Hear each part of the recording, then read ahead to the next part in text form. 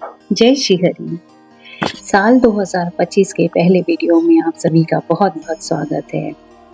जैसे ही साल बदलता है, एक बड़ा इम्पोर्टेंट सा रिचुअल जो हम सभी फॉलो करते हैं वो होता है कैलेंडर को बदलने का। तो अभी हम सब ने 2024 का कैलेंडर हटाकर 2025 का कैलेंडर लगाया है। ये जो 2025 कैलेंडर ईयर है, ये बेसिकली एक ग्रेगोरियन कैलेंडर है जो कि वेस्टर्न कंट्रीज से हमारे देश में आया। तो ऐसे मौके पर आइए जानते हैं कुछ और कैलेंडर्स को जो हमारे देश में फॉलो किए जाते हैं। अदर देन ग्रेगोरियन कैलेंडर, जो कैलेंडर हमारे देश में सबसे ज़्यादा फॉलो होता है सनातनी हिंदुओं के लिए, specially north Indian Hindi speaking लोगों के लिए, वो विक्रमी संवत कैलेंडर है। विक्रमी संवत कैलेंडर के अलावा सरकारी कामकाज के लिए शक संवत का कैलेंडर फॉलो होता है और इस्लाम धर्म को मानने वाले हिजरी कैलेंडर को फॉलो करते हैं। इंग्लिश कैलेंडर की तरह जो विक्रमी संवत का कैलेंडर होता है उसमें भी 12 ही महीने होते हैं। ये 12 महीने होते हैं चैत, वैशाख, ज्येष्ठ, आषाढ़, सावन, भादो, क्वार या आश्विन, कार्तिक, अगहन या मार्गशीर्ष, पूस, माघ और फागुन। साल शुरू होता है चैत के महीने से और ख़त्म होता है फागुन के महीने पे। देश की अलग अलग स्टेट्स में यही विक्रमी संवत थोड़ा सा मॉडिफाई करके भी फॉलो किया जाता है और इस वजह से इसके कुछ और नाम भी पड़ गए हैं। जैसे गुजरात में जो कैलेंडर फॉलो किया जाता है, वहाँ पे नया साल शुरू होता है कार्तिक के महीने से, तो उसे कार्तिकी कैलेंडर भी कहा जाता है। गुजरात और राजस्थान के कुछ हिस्सों में नया साल शुरू होता है आषाढ़ के महीने से, उसे आषाढ़ी कैलेंडर भी कहते हैं। ये जो हमारा विक्रमी संवत का कैलेंडर है, ये सूरज और चांद दोनों के मोशंस पे बना हुआ है। यहाँ पे वेस्ट बंगाल एक स्पेशल स्टेट हो जाता है जहाँ पे विक्रमी संवत का कैलेंडर नहीं फॉलो करते हैं।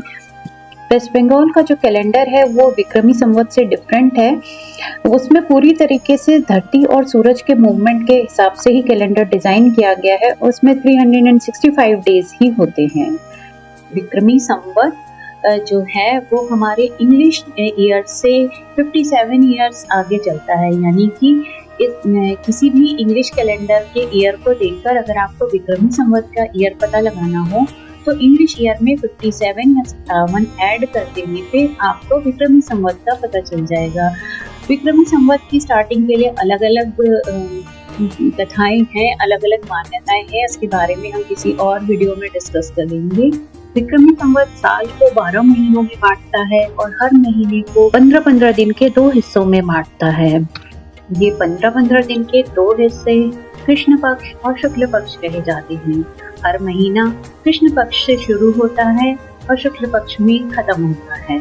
यानी कि पहले 15 दिन जो अंधेरे पाक के रूप में भी जाने जाते हैं, जिसमें चंद्रमा की रोशनी हमें ना के बराबर मिलती है, उसे कृष्ण पक्ष कहते हैं।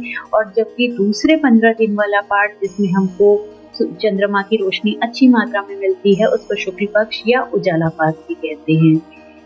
जो विक्रमी संवत के हिसाब से साल है वो शुरू होता है चैत्र शुक्ल प्रतिपदा को, यानी कि जिस दिन से हमारे यहाँ पे नवरात्रि का त्योहार शुरू होता है। ये जो हमारा विक्रमी संवत है, इसमें एक साल में 354 दिन होते हैं, जबकि हमारी धरती सूरज का एक चक्कर लगाने में 365 दिन 6 घंटे और शायद 9 मिनट का समय लेती है। तो इस तरीके से देखा जाए तो विक्रमी संवत में और सोलर कैलेंडर में करीब 11 दिन का एक शॉर्टफॉल क्रिएट होता है। ये 11 दिन का शॉर्टफॉल जब 3 सालों के में 33 दिन का हो जाता है, तो इसको कंपनसेट करने के लिए एक स्पेशल महीना, एक्स्ट्रा महीना जोड़ा जाता है विक्रमी संवत में। इसीलिए हर तीसरे साल विक्रमी संवत में साल 13 महीने का हो जाता है। ये जो एक्स्ट्रा महीना होता है, इस महीने को हम अधिक मास, पुरुषोत्तम मास, मलमास कहते हैं। और नॉर्मल विक्रमी संवत का जो महीना होता है वो कृष्ण पक्ष से शुरू होता है, शुक्ल पक्ष में खत्म होता है। लेकिन अधिक मास एक स्पेशल टाइप का महीना होता है। ये महीना शुक्ल पक्ष से शुरू होता है और कृष्ण पक्ष में खत्म होता है। आपको पता है एक और स्पेशल फैक्ट विक्रमी संवत के बारे में कि ये एक हमारे पड़ोसी देश नेपाल का ऑफिशियल कैलेंडर भी है। हमारे देश में ऑफिशियल कैलेंडर विक्रमी संवत से नहीं फॉलो होता है, शक संवत से फॉलो होता है। शक संवत जो है वो एक पूरी तरीके से सोलर कैलेंडर बेस्ड है, जिसमें 365 दिन होते हैं हर साल में। और हमारे इंग्लिश कैलेंडर की 22 मार्च को हर साल नया शक संवत शुरू होता है। और जो इंग्लिश ईयर के हिसाब से लीप ईयर होता है, यानी जिस साल में फरवरी 29 डेज की होती है, उस साल के 21 मार्च से नया शक संवत शुरू होता है। हमारी गवर्नमेंट ऑफ इंडिया के जितने भी गैजेट्स होते हैं, नोटिफिकेशंस होते हैं, सर्कुलर्स होते हैं, उनको आप जब भी देखेंगे तो उनमें उनकी शक संवत के हिसाब से उनकी डेट भी प्रिंट होती है। जब मैं छोटी थी तो मेरे मन में एक बात को लेके बार बार बड़ा अचंभा होता था कि ऐसा क्यों होता है कि ईद की छुट्टी कभी गर्मियों में पड़ती है, कभी सर्दियों में पड़ती है, कभी बारिश के दिन में भी हो जाता है। तो इसका क्या रीज़न है, जबकि हमारे जो त्यौहार होते हैं वो किसी न किसी एक पर्टिकुलर वेदर से भी आप उनको एसोसिएट कर सकते हैं। बड़े होने पे जब कैलेंडर की थोड़ी सी समझ आई, तब ये बात समझ में आई कि इस्लाम धर्म में फॉलो किया जाने वाला हिजरी कैलेंडर भी एक्चुअली एक ल्यूनेटिक कैलेंडर है, यानी ये भी चंद्रमा के मोशंस को ट्रैक करके बनाया गया है। हिजरी कैलेंडर में भी साल में 354 या 354 डेज ही होते हैं, लेकिन हिजरी कैलेंडर में ये जो 11 दिनों का शॉर्टफॉल क्रिएट होता है, इसको कंपनसेट करने के लिए अधिक मास जैसा कोई कॉन्सेप्ट नहीं है। तो ये जो 11-11 दिनों का शॉर्टफॉल क्रिएट होता जाता है, इसी रीज़न की वजह से इस्लाम धर्म के त्यौहार इंग्लिश कैलेंडर के हिसाब से वो अलग अलग महीनों में मनाए जा सकते हैं, और ये डिफरेंस धीरे धीरे बढ़ता जाता है। तो सोचिए ये अधिक मास का या मलमास या पुरुषोत्तम मास का जो कॉन्सेप्ट है, ये कितना यूजफुल है। अगर ये नहीं होता तो पॉसिबल था कि कभी दिसंबर के महीने में होली खेलते और या फिर जून के महीने में दिवाली के दिए जलाते। खैर, एक और बात जो मुझे बार बार परेशान करती थी बचपन में, कि जब हमारे किसी भी त्योहार की इंग्लिश डेट कांस्टेंट नहीं होती है तो हम मकर संक्रांति को हर साल कभी 14 जनवरी कभी 15 जनवरी ही क्यों मनाते हैं।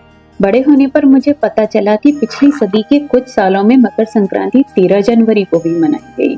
कितना टाइम धरती सूरज का एक चक्कर लगाने में लगाती है, उसको इंग्लिश कैलेंडर ने 12 पार्ट्स में बांट के हर पार्ट को एक महीने का नाम दिया। जबकि हमारे कैलेंडर, जो हमारा विक्रमी संवत का कैलेंडर है, उसने उस पीरियड को, यानी कि उस एक साल के पीरियड को 12 राशियों में बांटा। और जब जब सूर्य की किरणें इन पार्ट्स में चेंज होती हैं तो ऐसा नाम दिया गया कि सूर्य का राशि परिवर्तन। तो सूर्य का राशि परिवर्तन की जो तिथि बताई गई है हमारे पंचांग में, वो इंग्लिश कैलेंडर की 13, 14 या 15 तारीख के आसपास जाके फॉल करती है। मकर संक्रांति में सूर्य का मकर राशि में प्रवेश करने की जो